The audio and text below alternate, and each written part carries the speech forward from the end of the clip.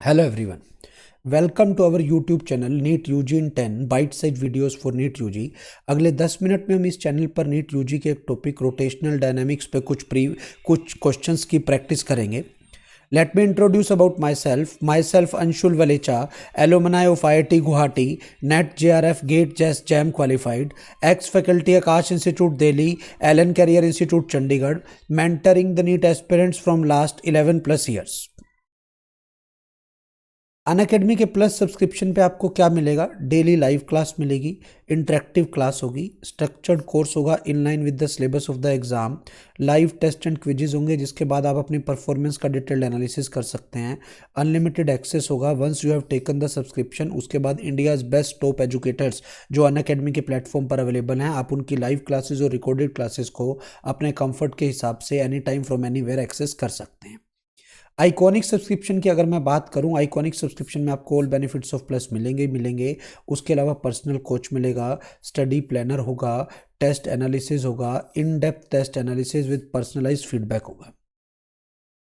Fee structure की बात करूं, 1 मंथ की फ़ी 7,000, 6 मंथ की फ़ी 28,000, 1 ईयर की 38,500, 2 ईयर की 56,000। बट जैसे आप मेरा कोड यूज़ करोगे लाइव एवी, आपको 10% का डिस्काउंट मिलेगा। 1 मंथ की फ़ी इतनी हो जाएगी, 6 मंथ की 25,200, 1 ईयर की 34,650, 2 ईयर की 50,400। Live AV is my referral code जिसको आप 10% आपको डिस्काउंट मिलेगा। तो आइकॉनिक की फ़ी 6 मंथ की हो जाएगी 34,200, 1 ईयर की 58,500, 2 ईयर की 90,000। ध्यान रखना है, live AV is my referral code. Unacademy learning app को आप प्ले स्टोर पर जाकर डाउनलोड कर सकते हैं, इंस्टॉल कर सकते हैं। उसके बाद आप इस ऐप के सारे फीचर्स को एक्सेस कर पाएंगे। ठीक है, आज का जो हमारा टॉपिक है that is question practice on rotational dynamics part 5।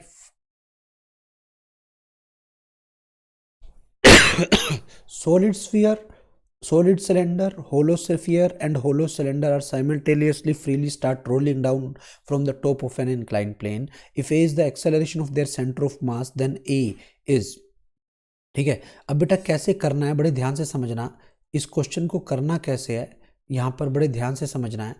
ए की जो वैल्यू होती है, फॉर्मूला होता है G sin theta by 1 plus ICM by MR square.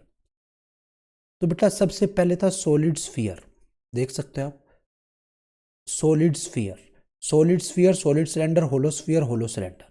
Solid sphere के लिए G sin theta by 1 plus 2/5 term बचेगी, तो ये आ गया 5/7 G sin theta which is 0.71 G sin theta. Hollow sphere के लिए ये टर्म 2/3 बचेगी, तो G sin theta by 1 plus 2/3, तो ये कितना आ गया 5/3, तो ऊपर आया 3/5 G sin थीटा, तो वो आ गया बेटा 0.60 G sin थीटा।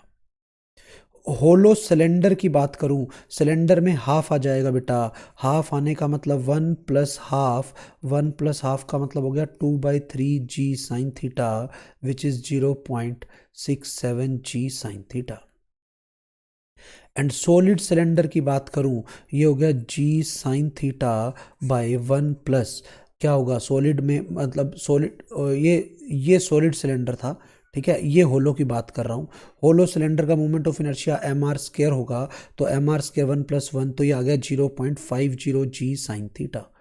बेटा ये सॉलिड सिलेंडर है, किसका सबसे कम है? होलो सिलेंडर का। किसका? होलो स्फीयर का। किसका सबसे नहीं, होलो सिलेंडर का सबसे कम है, सॉलिड स्फीयर का सबसे ज़्यादा है। तो आप देख सकते हो maximum for solid sphere and minimum for hollow cylinder. Fourth option will be your answer. 67th question. In the above problem, if t is the time to reach the bottom of the inclined plane, then t is। बेटा पिछले वाली problem है, t बताना है, उसमें क्या होगा? बेटा जिसका एक्सेलरेशन सबसे ज़्यादा होगा उसको टाइम सबसे कम लगेगा, तो minimum for solid sphere and maximum for hollow cylinder. समझ में आ गया बेटा? नेक्स्ट क्वेश्चन पे आ जाते हैं। A body of mass 0.1 kg is moving along a circle of radius 2 meter with a speed of 4 meter per second. Then work done by centripetal force during half rotation. बेटा जब भी कोई body circle में घूमेगी centripetal force हमेशा centre की तरफ लगेगा, बॉडी इधर जा रही है, हमेशा 90 का एंगल है, तो वर्क डन 0 होगा because that is F S cos theta. तो इसका आंसर क्या आना चाहिए बेटा? 0. Fourth option will be your answer because theta कितने डिग्री का है? 90 डिग्री का. 69th क्वेश्चन पे आ जाते हैं. If v is the velocity of centre of mass of a rolling body then velocity of lowest point is, वो 0 होगी. वो आप समझ सकते हो कि ये आपके पास एक स्फीयर है जो रोल करके जा रहा है, v से चल रहा है, ओमेगा से घूम रहा है, तो लोएस्ट पॉइंट की, तो बेटा इधर v होगा, इधर r ओमेगा होगा, और लोएस्ट पॉइंट की वेलोसिटी अगर ये ग्राउंड पे चल रहा है तो वो 0 होगी. क्यों? क्योंकि रोलिंग के लिए कंडीशन होती है v equal to R omega. तो अगर ये और ये आपस में कैंसिल हो गए तो 0 विल बी योर आंसर. समझ में आ गया मैं क्या कह रहा हूँ? इसकी 2v होती है, इसकी 0 होती है, ये साथ साथ ओमेगा से घूमता भी है. Next question is a wheel of radius r is free to rotate about its own axis. A tangential force F is applied on the wheel along the rim. If theta is the displacement of the wheel due to this, then torque work done by this force will be. अब बेटा बड़े ध्यान से समझना क्या होगा. Work done का formula rotation में होता है टॉर्क इनटू एंगल. अब फोर्स टेंजेंशियली लग रही है, रिम पे लग रही है, तो टॉर्क हो गया एफ इंटू आर, और घूम कितना रहा है? थीटा. तो बेटा work done will be F R theta will be your answer. Clear है यहां तक?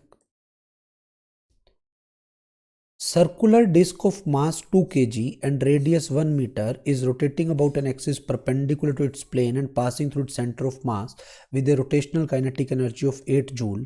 आपको क्या बताना है? Angular momentum. बेटा रोटेशनल काइनेटिक एनर्जी और एंगुलर मोमेंटम में ये रिलेशन होता है. ये दी हुई है 8 जूल, एल आपको निकालना है 2.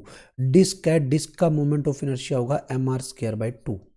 तो बेटा 8 is equal to L square. Mass की वैल्यू कितनी है? 2.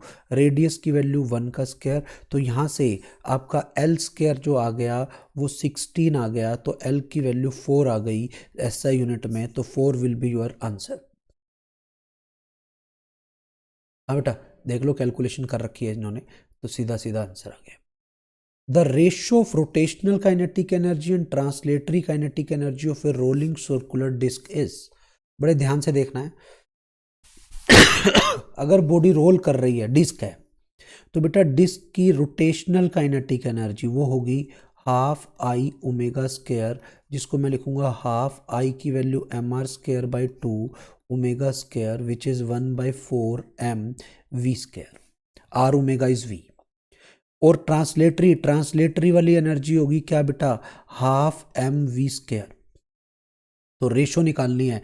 अब आप देख सकते हो इनकी आपस में रेशो क्या होगी? Half by 1/4 that is 2:1. This will be your answer.